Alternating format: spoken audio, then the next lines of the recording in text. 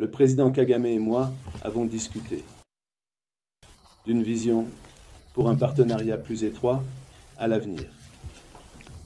Un partenariat qui repose sur la stabilité régionale et la paix, ainsi que sur le développement économique.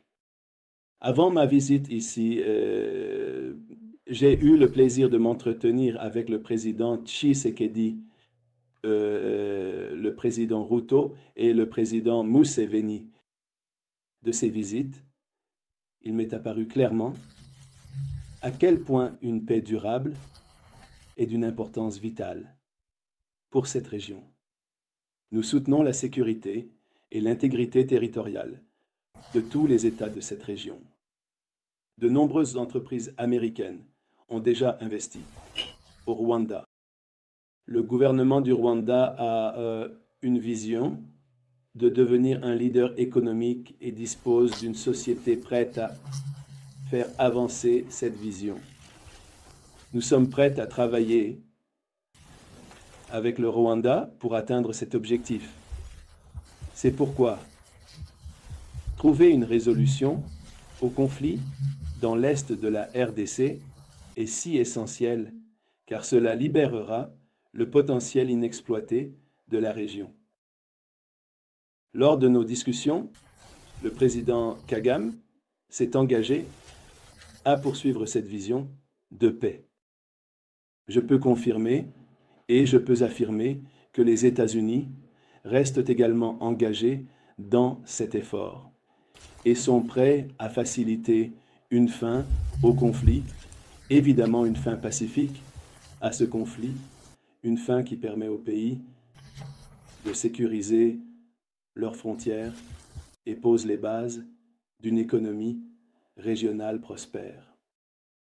Cette relation a un grand potentiel et nous apprécions l'opportunité de discuter de la voie à suivre avec nos homologues ici à Kigali. Nous aimerions absolument voir une paix durable dans la région. Le président Trump est un président de paix. Il soutient la paix.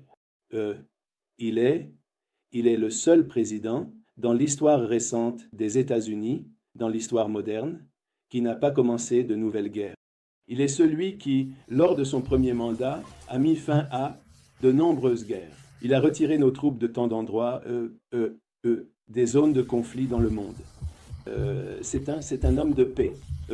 Nous avons vu que, immédiatement après son élection, pendant la période de transition, il s'est engagé dans ces discussions de paix, que ce soit au Moyen-Orient ou en Europe de l'Est, entre la Russie et l'Ukraine.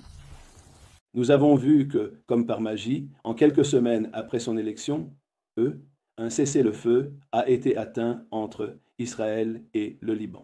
Et quelques semaines après, un cessez-le-feu a été atteint à Gaza et un grand nombre d'otages ont été libérés. Et nous voyons ce qui se passe en ce moment en ce qui concerne le conflit russo-ukrainien que nous espérons voir résolu très rapidement. Et c'est pour cette raison que je suis ici cette semaine, depuis la semaine dernière en fait, avec mes collègues. C'est la raison pour laquelle nous sommes ici, parce que le président Trump est un président qui veut voir la paix réalisée. Il veut que ces conflits se terminent. Il veut qu'ils se terminent rapidement. Il croit fermement que les gens ont souffert énormément. Et c'est assez, il est temps. Ce conflit particulier, en question, dure depuis près de 3 décennies. Il est temps de voir une fin pacifique à cela. Les habitants de cette région, des Grands Lacs, de la RDC, du Rwanda, des Grands Lacs en général, méritent mieux. Nous avons vu la perte de centaines de milliers de vies, des millions de déplacés, et les gens ont souffert trop longtemps.